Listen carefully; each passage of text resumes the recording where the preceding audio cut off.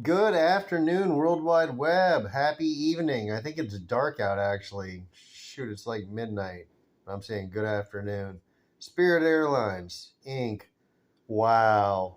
I only have to say ha ha ha. This is hilarious. We get another buying opportunity for Spirit Airlines. Yay! Everybody clap your hands. Raise your hands in the air like you just don't care.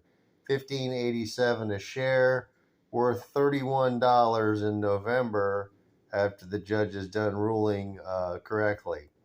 If he rules incorrectly, I don't know, it's probably going to fall back down here or something.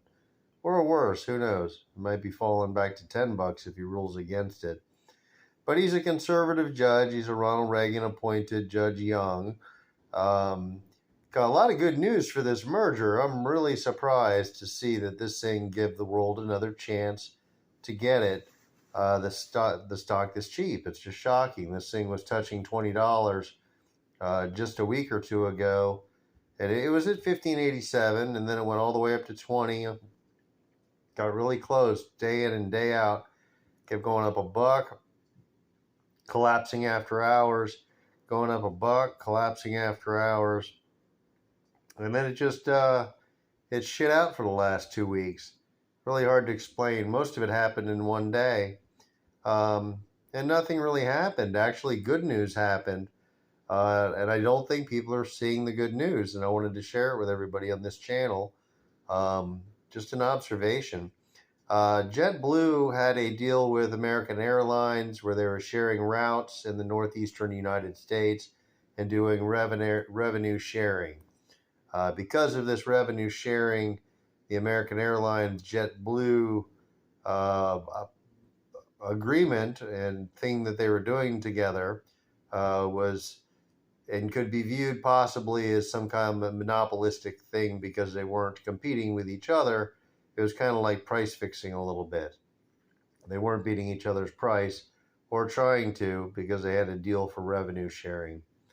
Now, I don't know if that truly qualifies as a monopoly or not, but that is a secondary court case that's going on with JetBlue. The Merrick Garland is trying to stop them from sharing revenue with American Airlines. JetBlue weeks ago decided to quit sharing the revenue with American Airlines, and JetBlue decided to not challenge the last ruling of the judge that said that they could not do the revenue sharing. So they're not going to even contest it. American Airlines is going to contest it on their own.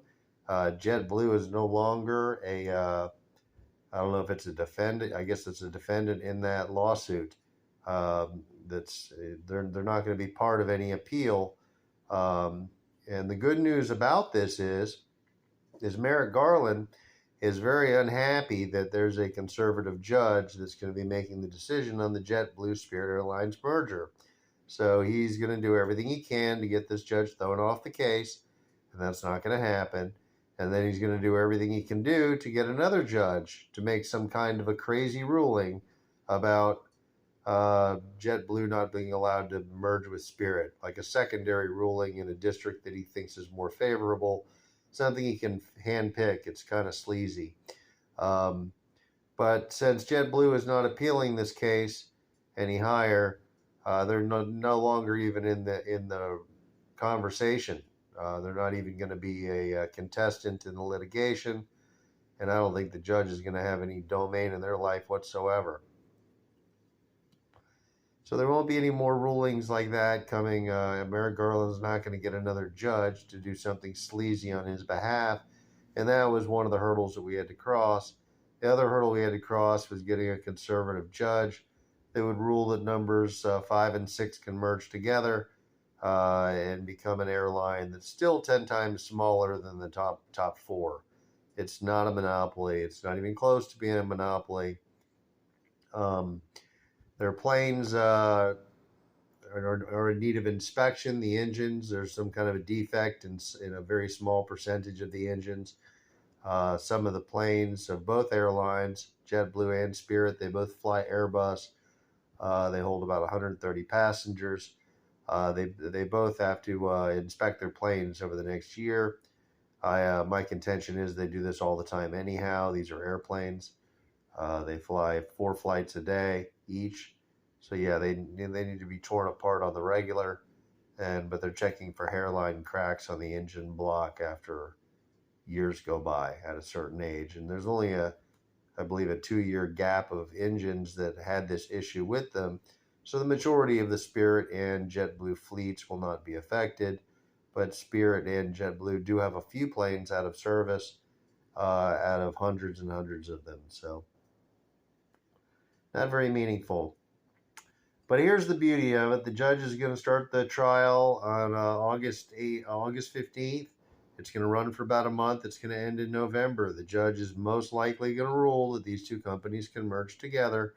The argument that they're a monopoly is not a good argument.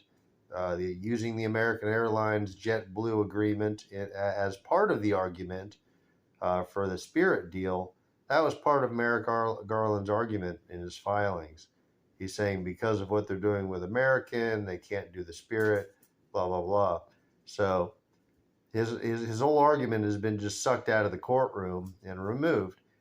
Judge Young is not even going to be hearing this argument unless he's going to say that they're not doing it, because they're not doing it anymore. They're no longer partners with American. They're no longer sharing revenue with American. So this judge is going to not even hear these arguments. And there's a lot of airline analysts that say that Merrick Garland's just going to drop this case. He's not even going to go to court on it because JetBlue and American Airlines broke up. And because they broke up, now all of a sudden he's okay with the Spirit merger. And that would be awfully nice of him. I wish he could have just said that earlier. We probably would have gotten this done a long time ago. And he would have saved JetBlue, hundreds of millions of dollars probably. So yeah, this 1587, in my best guesstimation, is going to be worth $31 by Christmas. Get yourself a nice Christmas present by getting some Spirit Airlines. Perhaps December 15th expiration date, strike price of $22.50. It's going to cost you $75 right now. It's still going to cost you the same thing at 1587 as it did when this thing was 18 bucks. When it almost got to 20 bucks, this thing was worth, instead of being worth 75 bucks, it was worth like 200 bucks. It was way up there when it was almost at 20.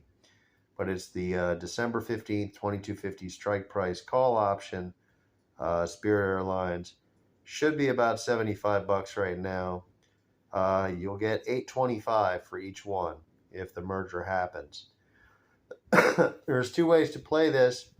You can play the ruling, and you can also play it the other way, which is play the hype. There's going to be a lot of hype on this ruling. Everyone's going to be buying Spirit stock, and this thing is going to go up, up, and up, and up to probably, I'm guessing, 23, 24, 25-ish, because everybody's going to say, oh, I can spend 25 and get 31. If he does it, then I want to be in on that. Oh, it's a conservative judge. I want to be in on that. Or we could just get the surprise out of the blue. So you really want to get these options. This news could break tomorrow that Merrick Garland dropped it, and then this thing's at $30 almost immediately. So you want the $22.50 strike price. Don't buy the $30 strike price. That's not going to do you any good. It's not going to go any higher than that. So it'll go to 31 eventually, but probably after the buyout, it'll probably hang out around 30. But the $22.50 strike price is $75.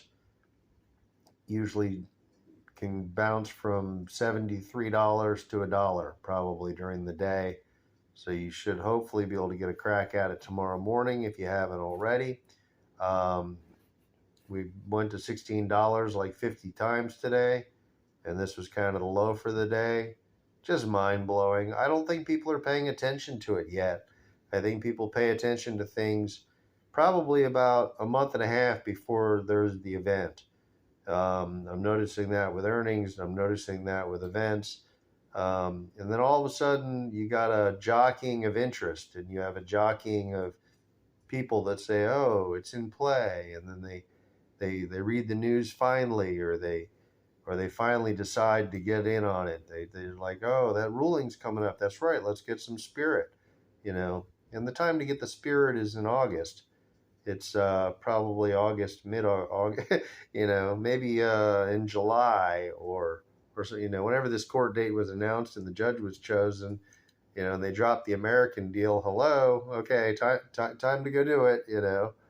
Good chance this thing doesn't even make the courtroom date.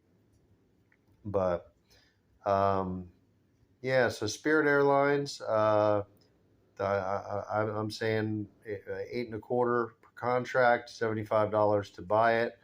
You can lose your entire $75 if you're wrong. So do your homework. Check out the judge. Take your guess as to how you think he's going to rule on this case. Take a look at the case. Is this a monopoly when Spirit and JetBlue merged, numbers 5 and 6? It might even be 5 and 7, I think. And look how much bigger Delta is, and check out the arguments for both and see how you feel about it. But we got the right judge to get the job done, I believe. And I think we got the right argument, I believe. See what you think. If anything, I think it's a coin toss at worst. You're looking at a 50-50 chance with a 10-to-1 payoff if you do options. So that's why this is, even if it is a coin flip, it's a coin flip with a 10-to-1 payoff. So for that reason, if this is once again reached stock of the week level, stock of the month, probably opportunity of the year, most likely. It's such a good bet. You don't find many 10-to-1s on coin flips, and this is just for that reason. I'll flippy coins all day long if I win 10-to-1 when I win. But yeah, I say the merger goes through. I say play the merger or play the ruling and play the hype. The October 20th options strike price are only like 21 cents right now, and it's the $20 strike price. Freaking astounding. I got a pile of those today too, just because I'm expecting them to jockey this thing up to well over $20 right when the court date starts on October 15th. So my options don't expire until October 20th. It doesn't give me much time, but I'm expecting to be way over $20 by the time October hits. I'm thinking the swelling of the hype is already being greatly felt on the options market. You'll see it when you get there. You'll be like, damn, this thing, there's none available. And there's just not. The bid and the ask spreads are mammoth. Make a limit order and pick something in the middle and ask for it, and then give it some time, and hopefully you'll get lucky and get some. Don't overpay for it. Wouldn't do the ask necessarily if there's a big gap, because sometimes the ask is ridiculous, and you can do a lot better than that probably at certain moments. But very few shares, very low volume, just because there's no shares. There's nothing available, and that's why the big gap. But yeah, you want the option though, because you want to have the option to buy this thing for $22.50 after it's worth $31. So Spirit JetBlue, everybody, this is the play of the year. Best one I could bring you. And wow, one more chance to get it at a good price.